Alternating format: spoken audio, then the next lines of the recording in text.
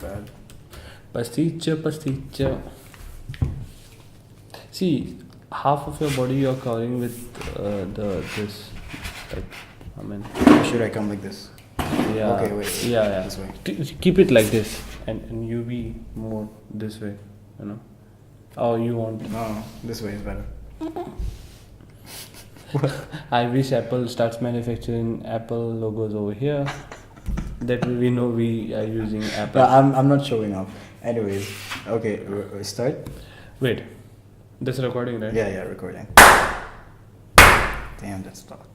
Anyways, hello, what's up, guys? It's your boy Pastiche here, and today we have Brijesh as the first ever guest in my first ever podcast.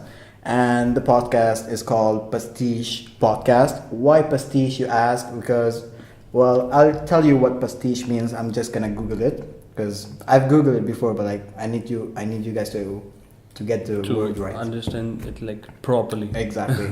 So yeah. So pastiche is an artistic work, okay, in a style that imitates other work, okay. So basically, we are imitating other people, which is actually in our unique way, obviously, and which is actually right because every podcaster does the same thing: get a guest and talk about stuff, right? So this is what I'm doing as well. So that's why Pastiche Podcast. And let me tell you guys a bit about Brijesh. First of all, Brijesh is a really close friend. He's like more like a brother to me, and he's a filmmaker as well, as a profession. He's been doing it for how long? For quite long time now, but like professionally doing it and getting paid for it, I would say we're in 2019, right? Exactly. Already. It's already 2019. Happy New Year, by the way. 6 to 7 years. So it will be 7 years this year. So 7 years of professional filmmaking. Yeah. All right. So not only he's into filmmaking, but he also does acting. He acted in very many films, right? Konkani film, I think. Mostly regional films, yeah. Mostly, yeah. So local films. And he's been in theaters as well. He's done all of that stuff. So basically, today we're going to be talking about filmmaking, you can say, because we've got a filmmaker. And I want Brijesh to explain to us more about filmmaking and mostly like what's in it about. Is it a good thing, especially in 2019, like filmmaker, is it a good thing with all those technologies going on and new cameras, new gears, all of that? So he'll be explaining a little bit from that point of view, his point of view, you can say. Right. Yeah, you ready? So let us know, like, why do you like filmmaking? Why is it so interesting to you?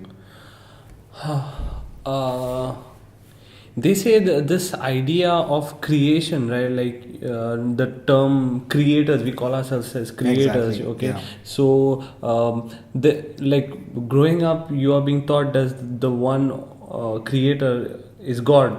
Okay. God, yeah. who creates, who has created everything, and if we, believe that this world is created by God, and all aspects of this world and ours, created by God. So a filmmaker is also a creator who creates his own world, creates his own scenarios,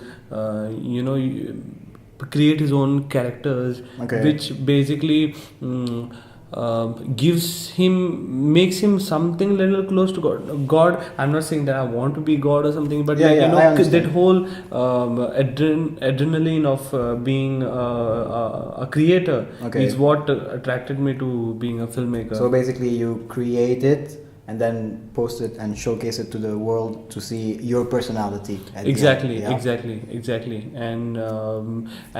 filmmaking is a world wherein there are no boundaries, there's no limits. It's like universe. You can do anything that you can imagine. It's only thing limited to your imagination. So exactly. So you can do whatever you want, and plus now with the newest technology, you can even go further with it, right? And I would like to know more about you. Like, for example, you've got a lot of experience in it. Okay. Yeah. So you're not new to it, but there are a lot of people who might be watching this night right now and are asking themselves like, should I go for filmmaking? Is it worth it for me, or should I do something else? So what would you suggest? What would you say to them? See, filmmaking, I would say, if at any point of time you have a doubt that you are not gonna make it, I would say you don't try your it. hands. I'm strictly talking about getting into it professionally, like Okay. really professionally, because this field, it gets a little tough. It gets a little tough because you have to people always see the top layer, right? Exactly. The top tip of the iceberg. Exactly. Because they don't really see what goes into Yeah. being a filmmaker. Like, you have to constantly keep yourself updated with the newest technology and what's new that's happening in. So 1 second. Yeah. So you need to be updated, right? So it's something that it's necessary to, Obviously. because Obviously. nowadays, for example, there are, like, especially in India, most of the commercial movies are still shot in the same way. If you see, like, most of them. In a way, there are Yeah. there are some innovations that are happening, but Exactly, but they're still not up to date. You Yeah, know? yeah. So it's not like movies in Netflix, for example. Exactly, It's exactly. so much different. Exactly. So yeah, you can continue. Yeah. So you were talking about. Yeah, so you need to keep yourself updated. See, I would tell you in this way. Let me put it in this way. An author, you Okay. have an idea to write a book. All you need is that idea. Time, of course, a book and a pen, and you course. write it down. Yeah. Okay. There's nothing new that you would newer technique or newer technology or newer gadget that you will use to write your. Of course, yeah. So you gotta use the utensils that you Exactly. have right now. Yeah. Yeah. So like the other thing is like laptop, so you type your book on your laptop. Yeah. But filmmaking is not that way. Filmmaking involves a lot of stuff. I would say my filmmaking changed and improved so much when I started using the gimbal, Okay. the 3 axis Yeah. gimbal, and it was to me an element that helped me to elevate my Like the skills, production-wise like skills, yeah. like my storytelling abilities. Okay. So you need to the drones that became popular now. Mhm. It has been become popular in just recent time. Mhm. Earlier people, if you needed a aerial shot, you used to book. You had to book a helicopter. Mhm. Your cinematographer should know aerial photography and stuff like that. It was a huge Now lengthy the process. big industries just use the drone, right? The small drones. and- Exactly. yeah. And the drones have become so cheap right now that even small time filmmakers are also using drones. So it's technology is changing, newer things are coming. So you need to keep yourself updated with that. Mhm. Because it helps in telling your stories better.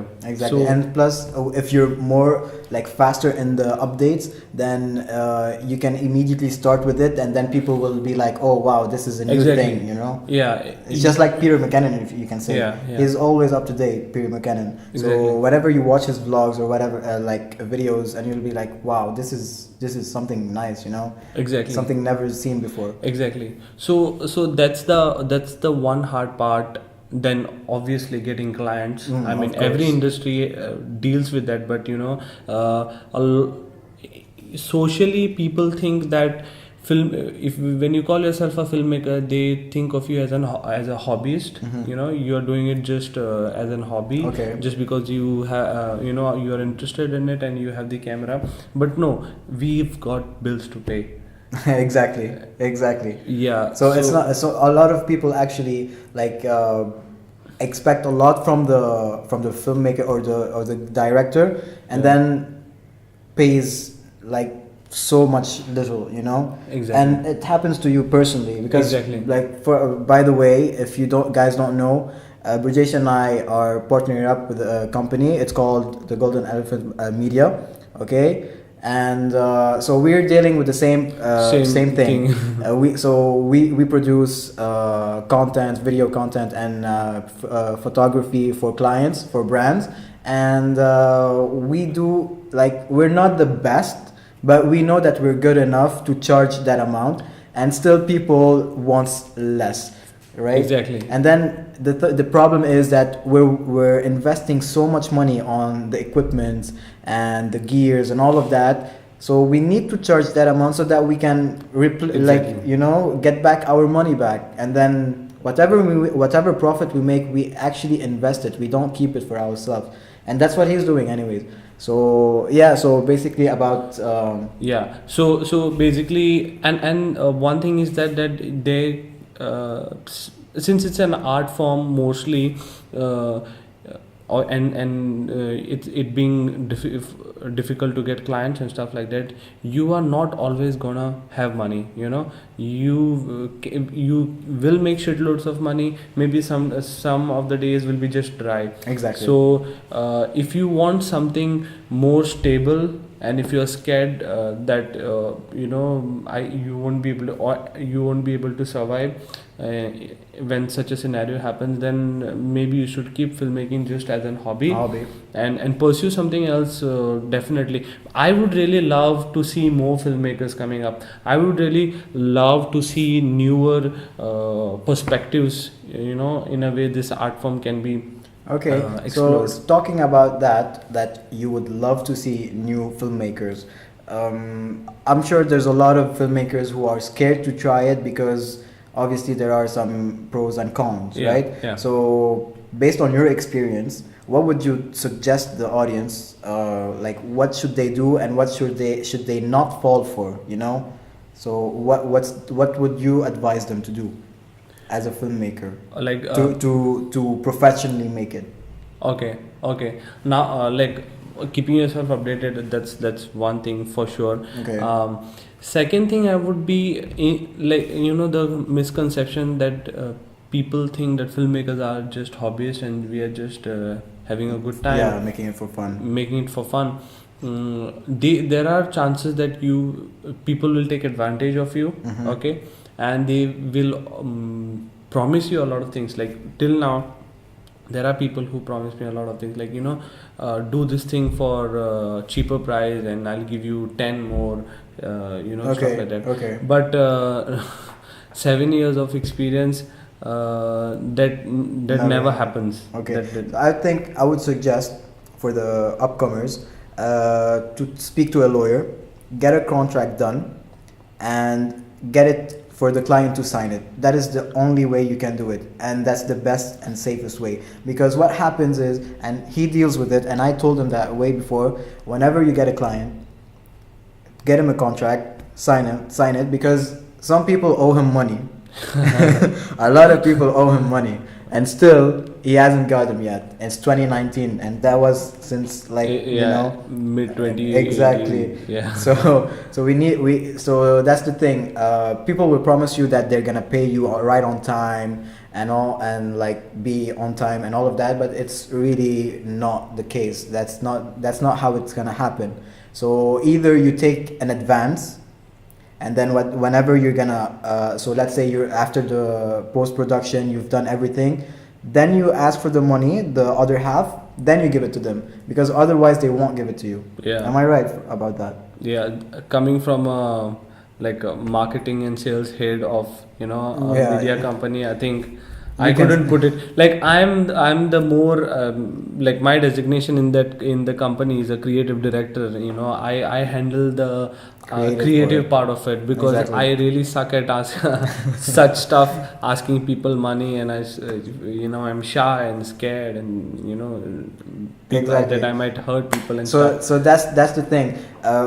For example, as a filmmaker, if you're shy talking about the money aspect, so I think you should either talk to a friend or get someone who has experience or is not shy to ask people about money or pricing. That way you guys can work together. That's what we're doing. So Exactly. that's why we partnered up, because he's more of a creativity part where he shoots all the shots, all of that, and I'm dealing more with the client. So I actually explain to the client what to do, like what we're doing, what we're all about, and how much we charge.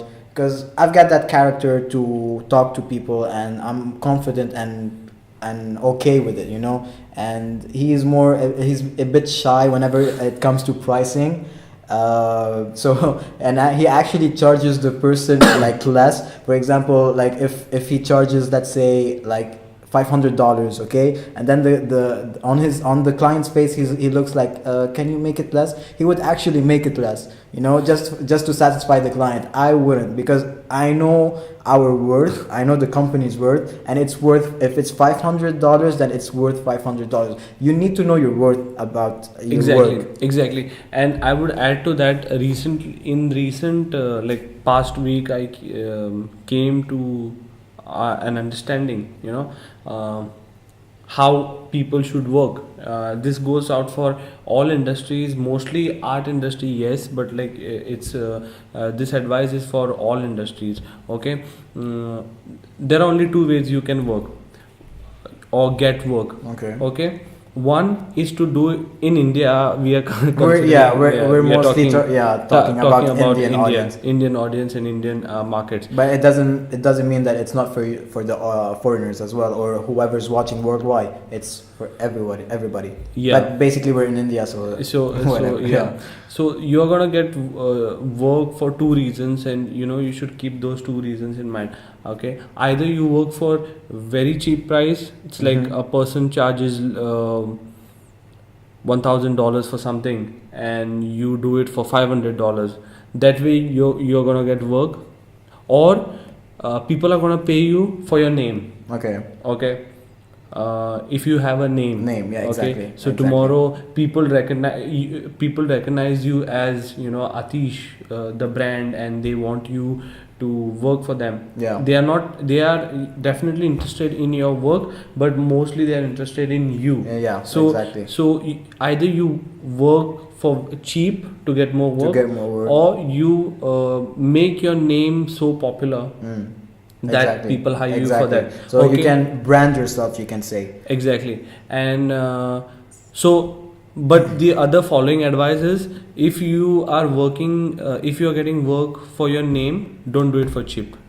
Yeah, exactly. And if you are getting work for cheap, don't think about your name. True. No, That's it. that makes sense. Can you stop doing that, because it? Okay. Yeah. So what he said actually makes like a lot of sense, because if you're into personal branding, so you will obviously know what's your worth, right? So if you do it for cheap, then obviously your name is gonna be like forever. That guy, yeah, you can talk to that guy. He's doing it for cheap. So that's the case. It has nothing wrong to do about it, but if that's where you're going, or that's what you want it to be, so you can do that. But if you have like how to say it, I don't have the right word to say it, but like if you're confident enough and you know about, Yeah, you have the right skills. the right skills, and you know what's your worth at the end of the day, seriously, then you shouldn't go for less. For example, for me, I will never ever settle for less, and I always tell them that. Yeah. I will never ever settle for less. I have standards, or everybody has standards, and I don't think they should go like lower than their Lower than standards. that, yeah. Because okay, there are some rule like exceptions, you can say, but most of the time it's like you choose, either you Exactly. want it or either you don't, you know. Exactly. So yeah, so that's my personal opinion. That's how it's like in Dark Knight, Joker says, right? Have you watched Dark Knight? I've watched a little bit, but I don't Okay. like. I'm not a big So fan of it. he comes and gives this idea that you know, in order for their work business to run properly, they are mafias. They should kill the Batman, and the mafia head says, like, you know, if it is so easy, why haven't you done it? Yeah. And then he says, like, if you're good at something, don't do it for free. So yeah, so exactly, if you're exactly, that's how personal branding works, guys. If you're good at something, You don't do it for free now. Like even Gary Vee says it. Like, do what you love, and then money will come.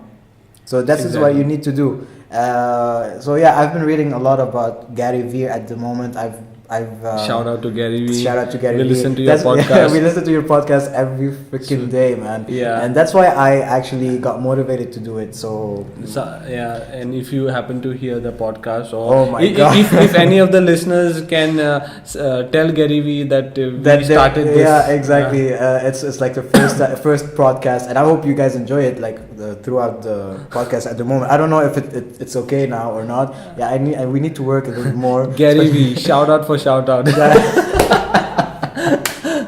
Seriously though. Yeah. So yeah, I mean, do you have any other advice you wanna put on? I would say you said it like subconsciously. Do it for fun. I mean, like when you always complain, like just even some time back he was complaining that I'm on the phone most of the time, but you got to see me when I'm on set, when I'm working. Of course, yeah. I don't see my phone. I can't imagine anything else. Like when I'm shooting, when I'm working, when I'm creating stuff, it's like just me. That's right, because I've seen him. He during his work, whenever he works, is a completely different person. Like seriously, like the guy the Brijesh that I know, the humble guy, the really nice person, changes completely. And by the way, talking about that, so I don't know if you've watched this video. Casey Neistat's friend, I forgot his name. He's a filmmaker, okay? And there was a video that Casey Neistat did, and it was about filmmakers being rude, or you can say assholes. Okay. And what do you think about that? I think it's a good thing, because you need to be a little bit of an asshole in order to make it work, you know. Gary Vee says the opposite, by the way. Gary Vee says that you need to be nice, or the nicer you are, the better you get, right? Obviously. But this one is like, you need to be bad or a badass or an asshole, so that way you can get your work done. And like they say, successful people sometimes are assholes, which I think it's kind of true. What do you think? Yeah. I think I'm an asshole when I'm on sets. He is actually. I'm like dead honest. I'll be the sweet guy when you meet me and you're having a conversation. But if you meet me on sets, I'm nice to my actors. Okay. Like I'm really nice to my actors, because it's what people are gonna see. People are not gonna see me. Yeah. Like nothing that happens behind the camera is screened. It's only.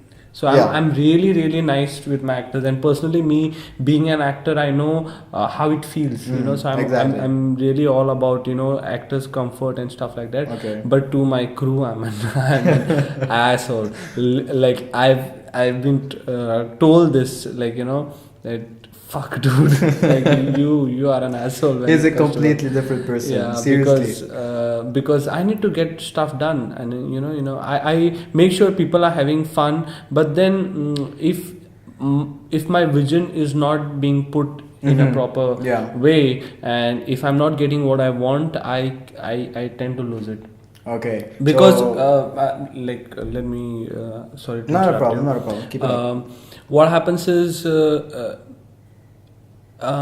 whenever you think of a movie or come across a movie, it's always the director, right? You know. Okay. So, when I ask you, oh, you know this particular film, like Dunkirk, for example, you're gonna say, oh, that's directed by Christopher Nolan. For me, it's the opposite. Like I won't be like, maybe, it depends on the but it depends for a filmmaker. Obviously, it's gonna be that. But okay, but it's because of commercial cinema and all, and if there's a star in your film, the actor's name is highlighted. But most of the time, it's always comes as you know, so and so, a film by so and so. Exactly. You know, yeah. so a director is always the one who's heading it ahead, right? And he's leading the team and leading the pack. You know, so tomorrow, if my makeup is not proper on the actors, it's not looking proper, or the costume is not proper, nobody's gonna nobody's gonna give a fuck about who was the makeup artist Exactly. or who was the costume They're gonna be like, they're gonna be like, the director did a bad job. Okay. You know, I don't want to be called that. Like, even if it's not your fault, but they're gonna blame you.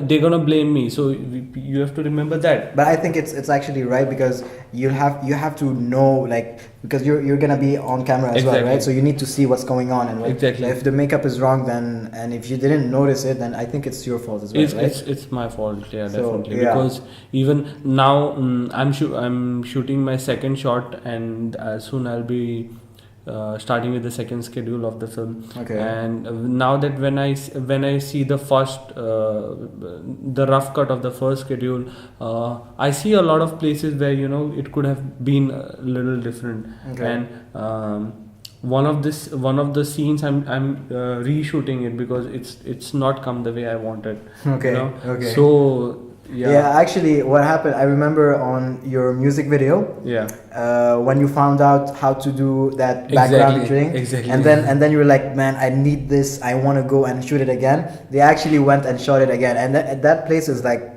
an hour or 2 hours away from where we live. Yeah, from where we live. Yeah, and they went just for that shot, and it looks amazing. I'll link it below so you can see, you can watch the music video. Exactly. It's a pretty well done. And till now, you know, till now when I show it to people and I don't tell that it was done in post or you know, we planned it, they're like, where is this place? Where is this place? Exactly. I need to go to this place. Yeah. I tell them, no. It's a made-up place. no, this place exists, and we went there specially. It's somewhere out of Goa. We took a flight and then a drive and stuff like that. Yeah, but that's not true. So yeah, that's what filmmaking is all about. Make believe. Exactly. You know? Yeah. I mean, everybody would love to live in like a Hobbit city. You know. Yeah. Like yeah. Everything nice. Yeah, of course. Or fantasy world, or you know. Vadiya. But then it doesn't exist, but they create it. So that's the beautiful part of I think if you stay in Wadia, you won't last long, bro. Me? No way. There's no way. I mean, yes, you are. I don't want to. He's only an asshole when it comes to his work. Outside of work, he's strictly like the nicest person you can ever meet, and he wouldn't like hurt you for any reason. So I don't think you could last over there, because your personality is not that. But I can do a very good Aladdin impression. Oh yeah, do it. He can actually do a really good Borat impression.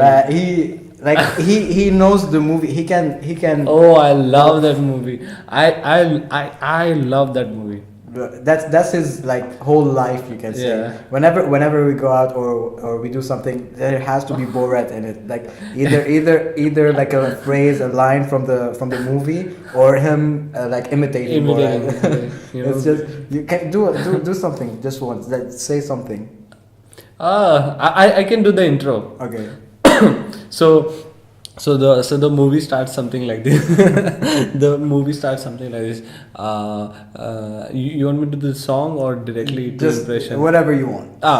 So the movie starts with a shot of Sacha Baron Cohen, and he's playing Borat in this, and he goes like, "Yekshimas, my name is Borat.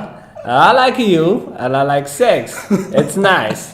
And this is my country, Kazakhstan. It's located between Tajikistan and Kyrgyzstan and assholes Uzbekistan." So that's like just a small. So you know what I mean. So that that goes throughout the whole day. Yeah, and this came from like, you know, my acting background. So. Mm-hmm. We used to imitate people. I had really fun when I was into theater. Teacher used to give us exercises wherein we have to come up with a play and, you know, a small work out a small scene and stuff like that. And I used to always movie recording has been stopped since. The maximum record has been reached. Okay, so I think we should take a break and we'll do it. Yeah. 1 minute. Technical issues. So a little technical glitch, but we are back. We're back. First podcast. First happens. podcast. It happens, and plus we're the only two here. There's no one behind the scenes. So yeah, so yeah. So I was talking about theater, right? Like I Exactly. really had fun when we were in theater, like when I was doing theater, and our teacher used to give us like a scene to work out and come up with something. And we used to create stories, Okay. like like create a situation and with characters and stuff, and I used to always imitate other people like used to really imitate our ex-professors and some students, like colleagues. And Would they some get staff. mad? Would they get mad when you No. imitate them, or they like, okay, nice? That's- Some of them, I used to do it so smartly that some of them wouldn't understand it. Okay. But it's like just that one person didn't get it, Alright. but rest of them, it's. But everybody, yeah. It happens. Like sometimes, and even at school, like sometimes you imitate the teacher, but they don't know that you're actually imitating them, and Them. then the whole class knows. So and then she's like, why is the whole class laughing? Because they're laughing at you. Come on, like. Exactly. So yeah, I know what you mean by that. Yeah. I've not found yet anyone who can imitate me. No, I don't think, because no one can imitate you because no one knows you. You know what I mean? Because you imitate so many people, and throughout your like personal life is the same thing. So sometimes you imitate Borat, sometimes you imitate the dictator. So. No. But then sometimes you say things like got me. That's, Yeah. That's my So thing. he has a thing like whenever he explains something, at the end of the phrase, he's like, "Got me, no." So yeah, stuff like that. Yeah, it's fun, man. Yeah, so I think we should end this podcast right here. Yeah, it was fun. It Man. was fun, We right? drifted a little bit, Yeah. but then work hard, play hard. Yeah. Yeah, exactly. I don't know what he said. Work hard, play hard. It's like work is not work without Of course, some fun. Yeah, definitely. And so like we actually planned it a week ago, and not even a week ago, No, 2-3 days 2-3 ago. days ago. Yeah, 2-3 days ago, and then I'm like, And then before coming, he tells me, bro, I need this, and I get the freaking bag, like the entire bag. I said, take what you want. yeah, exactly. So he got me Yeah. everything. So that's because that's what we're all about. Right? Yeah, Right now. exactly. And I want to like keep it not okay. It's not really professional, you can say, but like at a certain decent level, So that's Exactly. why, yeah. So yeah, I mean that was the podcast.